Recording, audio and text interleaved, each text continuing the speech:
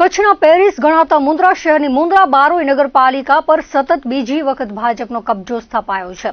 નગરપાલિકાનો દરજ્જો મળ્યા બાદ 2021ની પ્રથમ ચૂંટણીમાં ભાજપના ક્લીન સ્વીપ બાદ ફરી 2026માં પણ ઇતિહાસનું પુનરાવર્તન થયું છે. શહેરના 7 વોર્ડની 28 બેઠકો પૈકી 19 બેઠકો પર ભાજપે વિજય પ્રાપ્ત કર્યો છે. શહેરની આર્ટ્સ કોમર્સ કોલેજ ખાતે ચુસ્ત બંદોબસ્ત સાથે મતગણતરી હાથ ધરાઈ હતી. મુન્દ્રા બારોઈ નગરપાલિકાના વોર્ડ નંબર 1માં કોંગ્રેસની પેનલનો વિજય થયો હતો. કોંગ્રેસના જાવેદ રફીક પઠાણ, નિમિતાબેન ભરત પાતારિયા, ફારૂક ઓસમાણ સુમરા અને શારદાબેન ચેતન મહેશ્વરી વિજય થયા હતા. વોર્ડ નંબર 2માં ભાજપની પેનલનો ભવ્ય વિજય થયો હતો. આશાબેન સોરઠિયા, ચાંગબાઈ ફફલ, ધર્મેન્દ્રસિંહ ઝાલા અને ભોજરાજ ગઢવી વિજેતા થયા હતા. વોર્ડ નંબર 3 ભાજપના 3 અને કોંગ્રેસના 1 ઉમેદવારનો વિજય થયો હતો. ભાજપના જીવણજી જાડેજા, પૂજાબેન રાઠોડ, લક્ષ્મીબેન કરસન ગઢવી વિજયી થયા હતા. વોર્ડ નંબર 4માં કોંગ્રેસની પેનલનો વિજય થયો હતો. ઇમરાન ખત્રી, ઇમરાન જત, માનભાઈ સોધરા અને સલીમા ખોજા વિજયી થયા હતા. વોર્ડ નંબર 5ની ભાજપની પેનલ વિજેતા બની હતી. હિનલ કસ્ટા, રચનાબેન જોશી, પ્રકાશ ઠક્કર, રાજેશ માલમ વિજયી બન્યા હતા. વોર્ડ નંબર 6માં ભાજપની પેનલનો વિજય થયો હતો. મોહિની ચુડાસમા, જિજ્ઞા જોશી, દયાલાલ ગોહિલ, નરેન્દ્રસિંહ પરમાર વિજેતા થયા હતા. તો તાલુકા પંચાયતની 18 બેઠકો માટે મતગણતરી થઈ હતી. 18 પૈકી 9 બેઠકો એવી હતી જ્યાં ભારતીય જનતા પાર્ટી અને કોંગ્રેસના ઉમેદવારો વચ્ચે સીધી અને કાંટાની ટક્કર જોવા મળી હતી, જેના કારણે પરિણામોની ક્ષણે ક્ષણે બદલાતી સ્થિતિએ કાર્યકરોની ધડકણો વધારી દીધી હતી. બપોરના 12 વાગ્યા બાદ જ્યારે મુખ્ય બેઠકોના પરિણામો જાહેર થવાની શરૂઆત થઈ ત્યારે ગણતરી કેન્દ્રની બહાર જમા થયેલા સમર્થકોના ટોળામાં ભારે હર્ષોલ્લાસ જોવા મળ્યો હતો. જે બેઠકો પર સીધી ટક્કર હતી ત્યાં વિજેતા ઉમેદવારોના નામ જાહેર થતાની સાથે જ તેમના સમર્થકોએ વિજયના નારા લગાવ્યા હતા અને એકબીજાને ગુલાલથી નવડાવી દીધા હતા. વિજેતા ઉમેદવારોને ફૂલહાર અને સાફા પહેરાવીને કાર્યકરોએ ખભા પર ઉંચકી લીધા હતા અને ડીજેના તાલે વિજય ઉત્સવની શરૂઆત કરી દીધી હતી. મુન્દ્રામાં ઊંચા મતદાનને કારણે હાર જીતનો નિર્ણય નિર્ણાયક રહ્યો છે, જે વિજેતા ઉમેદવારોના ચહેરા પર સ્પષ્ટપણે દેખાતો હતો.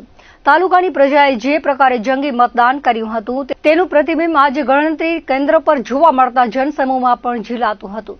રાજકીય ગઢ સાચવવા માટે મતતા દિગ્ગજો અને પરિવર્તનની આશા રાખતા નવા ચહેરાઓ વચ્ચેના જંગમાં અંતે જનતાનો ચુકાદો સામે આવી ચૂક્યો છે. બપોર બાદ વિજેતા થયેલા ઉમેદવારોએ વિજય સરઘસ કાઢીને મતદારોનો આભાર માન્યો હતો.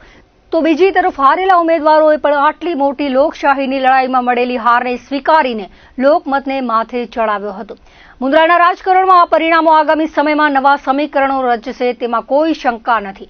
મુન્દ્રા તાલુકા પંચાયતની ભદ્રેશ્વર બેઠક પર કોંગ્રેસના આસીબાઈ અયુબ માંજલિયા વિજય થયા હતા. ચસરા બેઠક પર ભાજપના ગાંગાભાઈ રામજીભાઈ ચાવડા વિજય થયા હતા. દેશલ પર કંઠી બેઠક પર ભાજપના આશાબેન જયપાલસિંહ જાડેજા વિજય બન્યા હતા. ગુંદાલા બેઠક પર ભાજપના જયશ્રીબેન જયેશભાઈ આહિર વિજેતા બન્યા હતા. લાખાપર બેઠક પર ભાજપના મંજુલાબેન મહેશ્વરી વિજય બન્યા હતા. લુણી બેઠક પર ભાજપના નવીનભાઈ વાંકાભાઈ રબારી વિજેતા બન્યા હતા. મુન્દ્રા તાલુકા પંચાયતની મોટા કપાયા બેઠક પર ભાજપના મંજુલાબેન ભીલ વિજય થયા હતા. મોટી ભુજપુર 1 બેઠક પર કોંગ્રેસના દિનેશ મહેશ્વરી વિજય બન્યા હતા. મોટી ભુજપુર 2 બેઠક પર કોંગ્રેસના રાજદેશ સાખરા વિજેતા બન્યા હતા. નાના કપાયા 1 બેઠક પર કોંગ્રેસના ધનજી લાલજી સુદન વિજેતા બન્યા હતા. નાના કપાયા 2 બેઠક પર કોંગ્રેસના ઇસ્માઇલ તુર્ક વિજેતા બન્યા હતા. પત્રીમાં ભાજપના હેમંત લખમસિંહ મહેશ્વરી વિજેતા થયા હતા. રામાણીયા તાલુકા પંચાયત બેઠક પર ભાજપના સંતોકબા સ્વરૂપસિંહ જાડેજાનો વિજય થયો હતો. સાળાઉ બેઠક પર કોંગ્રેસના રૂક્ષાણા સલીમ સાંદનો વિજય થયો હતો. મોટા કાંડાગરા બેઠક પર ભાજપના હમીરભાઈ પજાણભાઈ રબારી વિજેતા થયા હતા. સમાગોગા બેઠક પર ભાજપના મનહરસિંહ હકુમતસિંહ જાડેજાનો વિજય થયો હતો. જરપરા 1 બેઠક પર કોંગ્રેસના પૂનમબેન ભરતભાઈ સેડા વિજયી થયા હતા. ખૂબ જ હર્ષની લાગણી અનુભવું છું. જે પ્રમાણે અમને પરિણામની અપેક્ષા હતી, લોકો એના કરતા વધારે અમને મત આપ્યા છે. લાસ્ટ વોટિંગ કરતા 300-350 મત ઓછા પડ્યા. લાસ્ટ વોટિંગમાં 4100 મતનું મતદાન થયું હતું, જ્યારે આ ચૂંટણીમાં 3800 મતોનું મતદાન થયું છે. છતાં પણ અમારી લીડ વધી છે.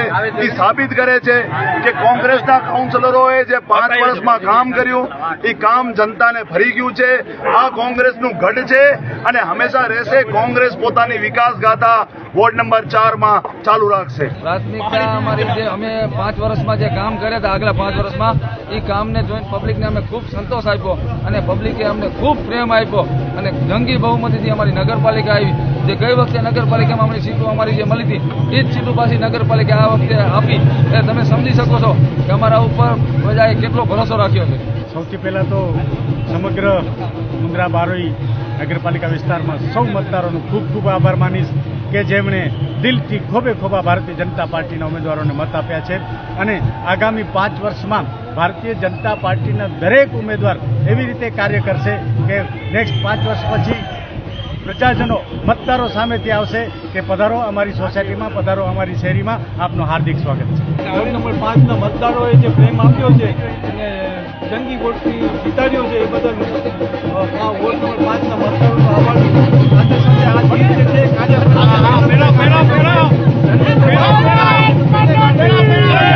સૌ પ્રથમ તો સૌનો ખૂબ ખૂબ આભાર મુન્દ્રાના સૌ નગરજનોનો, સૌ કાર્યકર્તાઓનો કે જેમણે તનતોડ મહેનત કરી અને ભારતીય જનતા પાર્ટીની નગરપાલિકા બની છે એ બદલ સૌનો ખૂબ ખૂબ આભાર માનું છું. અને મુન્દ્રા બારોઈ નગરપાલિકાની જે આ વિકાસની યાત્રા છે એ હજી પણ આગળ ને આગળ ખૂબ સારામાં સારા વિકાસના કાર્યો થશે.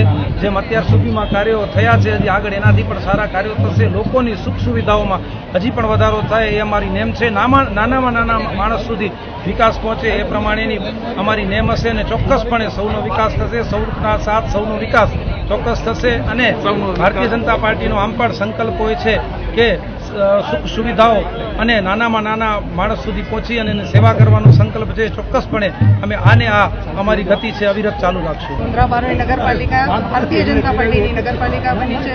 અહીંયા ભારતીય જનતા પાર્ટીને 19 સીટો આવી છે અને 9 કોંગ્રેસને. ત્યારે ભારતીય જનતા પાર્ટીની મુન્દ્રા બારોઈ નગરપાલિકા બની ગઈ છે અને ખાસ આપના માધ્યમ દ્વારા મુન્દ્રા બારોઈના સૌ નગરજનોનો હૃદયથી આભાર વ્યક્ત કરીએ છીએ કે ખૂબ ગરમીનો માહોલ હતો છતાં પણ ખોબે ખોબા મત આપી અને આપના મત કિંમતી આપી અને જીતાડ્યા છે અને ભારતીય જનતા પાર્ટીની નગરપાલિકા બનાવી છે. ત્યારે સર્વેને હૃદયથી બૂથના સૌ કાર્યકર્તાઓથી લઈ અને દરેકનો હૃદયથી આભાર વ્યક્ત કરીએ છીએ કારણ કે દરેકે તનતોડ મહેનત કરી છે. ત્યારે ભારતીય જનતા પાર્ટીના સૌનો હૃદયથી આભાર વ્યક્ત કરીએ છીએ અને ફરી આવનાર 5 વર્ષમાં વિકાસના જે કાર્યો છે એની યાત્રા ફરી શરૂઆત થઈ જશે અને મુન્દ્રા બારોઈ ફરી આ બધાની વચ્ચે સારી રીતના વિકાસના કાર્યોથી આગળ આવશે.